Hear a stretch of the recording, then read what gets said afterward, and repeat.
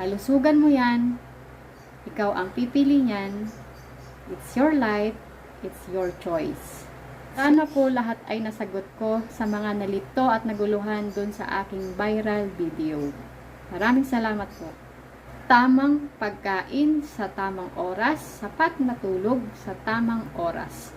Pakatatandaan natin dahil naranasan ko na po ang kawalan ng lakas. Hello Kamal Norris! Itong video na to ay gagawin ko para sa mga nagtatanong sa akin kung ako ay may sakit o wala at yung mga nalito o naguluhan doon sa nag-viral ko ulit na video na ang nakalagay ay ito yung kinakain ko nung hindi pa ako nagkakasakit.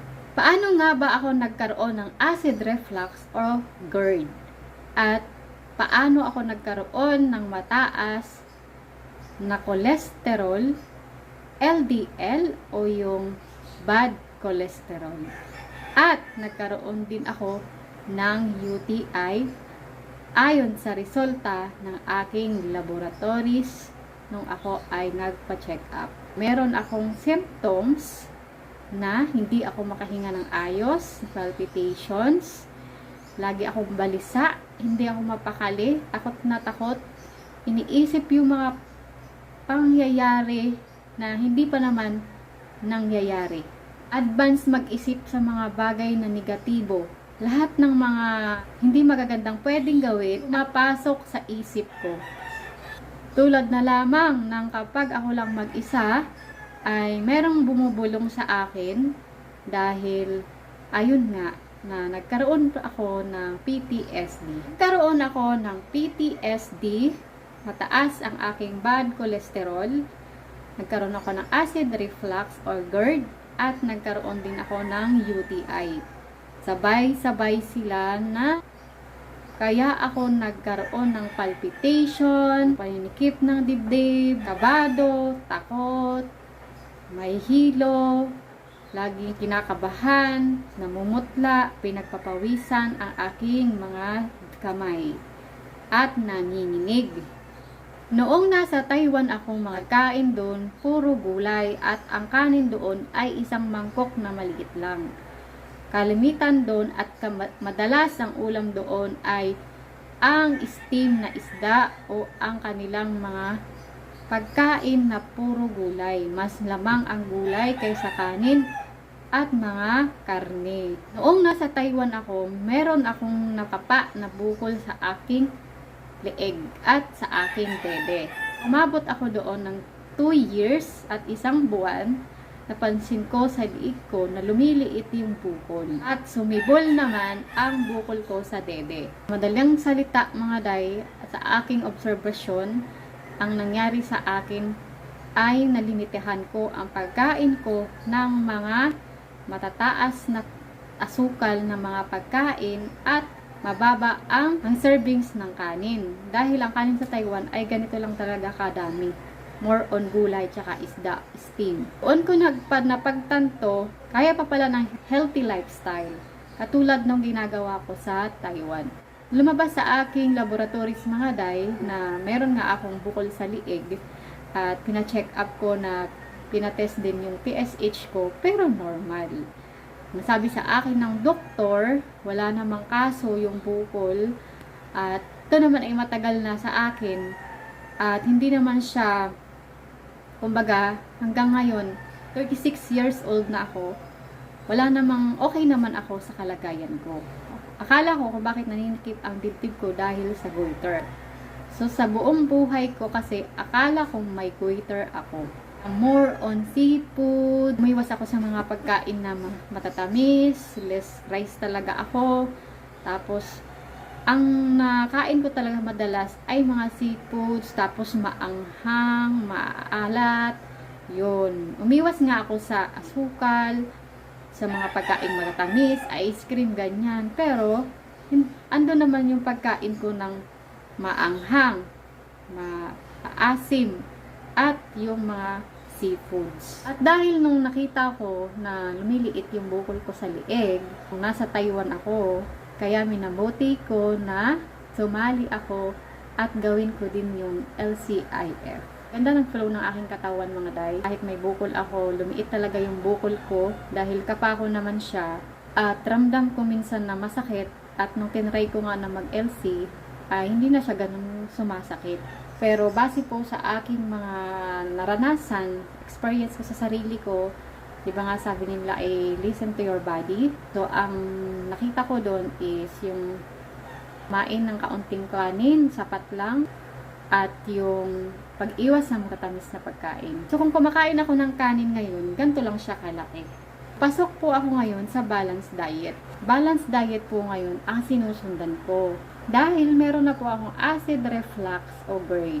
Gumaling man po ako sa aking taas man dati yung bad cholesterol ko, pero possible na tumaas siya ulit kapag kain ako ng mga bawal. Sumali po ako noon sa LCIF way back 2008. Nag-post pa nga po ako doon at makikita nyo yun doon sa post ko na andun pa rin yun hanggang ngayon. Kasi active na yun ang page na yun. Napakaganda ng LC pero hindi po ito angkop sa lahat ng mga tao. Dahil dati nakakapag-LC ako dahil wala naman po akong masamang nararamdaman. At una sa lahat, higit sa lahat bago po kayo mag-dieta or kahit anong diet, yung pagpili sa mga pagkain natin, kailangan po talaga ay magpakonsulta muna tayo sa doktor. Dahil dito po nakasalalay ang ating kalusugan. Dahil katulad ko na lamang ngayon, gumaling ako sa aking acid reflux o GERD, pero kapag kumain ako ng mga bawal, bumabalik siya at bumabalik.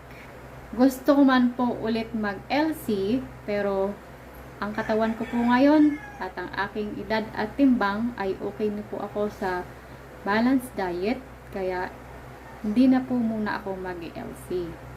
Kumakain man po ako ng mga pagkaing LC minsan, pero sinusigurado ko po na sakto lang at tama lang yung kinain ko, yung dami ng kinain ko. Pero minsan lang po yun, hindi po madalas. At bawal nga po sa akin ang mga mamantikang pagkain. Natitrigger po kasi ulit yung acid reflux ko or GERD. Tuwing kumakain ako ng mga ginisa, prito, lahat ng mamantika, maanghang at maasim. Huwag nyo pong baliwalain ang acid reflux o GERD. Dahil maaari po itong magkaroon ng komplikasyon sa ating katawan, ating kalusugan, kung hindi nyo po ito maaagapan. Sumunod lamang sa payo ng doktor sa mga kinakain natin, kung ano dapat yung mga iwasan. Nagka-acid reflux po ako, hindi naman ako mahilig sa kape, hindi rin ako mahilig sa soft drinks. Palagi akong tubig sa umaga. Ang dahilan kung bakit ako nagka-acid reflux ay yung pagkain ng hindi tama sa oras. At yung pag-inom ko ng tsaa, yung green tea. Grabe yung na-experience ko sa sikmura ko. Tuwing sinisikmura ako, kakambal ang anxiety. Po pumapasok yung kung ano-anong iniisip mo, para ka nang mapapraning, magkakambal po sila. It's either nag-umpisa po yan sa anxiety mo, or di kaya po sa sikmura mo. Hindi po biro ang magkaroon ng depression at anxiety. Grabe po pala pag nag-panic attack tayo, lalo na kapag hindi mo kinaya. Mangangatog ang katawan mo, maninginig ka, balisang-balisa, takot na takot, at nagpapalpitate ka dahil kinakabahan ka nga dahil sa mga iniisip mo kung anong mangyayari sa iyo. Dahil naman po sa aking bad cholesterol, ito po yung pinakadahilan kung bakit tumaas ang aking bad cholesterol sa aking dugo. Pagkain po ng mga matataas ang mantika at matatabang pagkain. At ang pangalawa po ay ang hindi pagtulog ng sapat at late ng matulog. Napaka-importante po na matulog po tayo ng tama sa oras at 8 hours, panatilihing ma-achieve talaga natin yung 8 hours na tulog, sapat na tulog sa gabi. Noong magka-UTI naman po ako, ayun nga, magkakasama po yan sa result ng aking laboratory. Ang UTI, acid reflux, at mataas na bad cholesterol or LDL. Tapos, nagkaroon pa po ako nag-plus 1 po yung FBS ko or yung aking sugar. Naggamot ako ng 3 months aking cholesterol, 2 weeks sa aking acid reflux, at 1 week sa aking UTI. Sa ngayon po ay okay naman na po ako, pero yung acid reflux po ay hindi na po siya mawawala kapag kumain ka po ng bawal.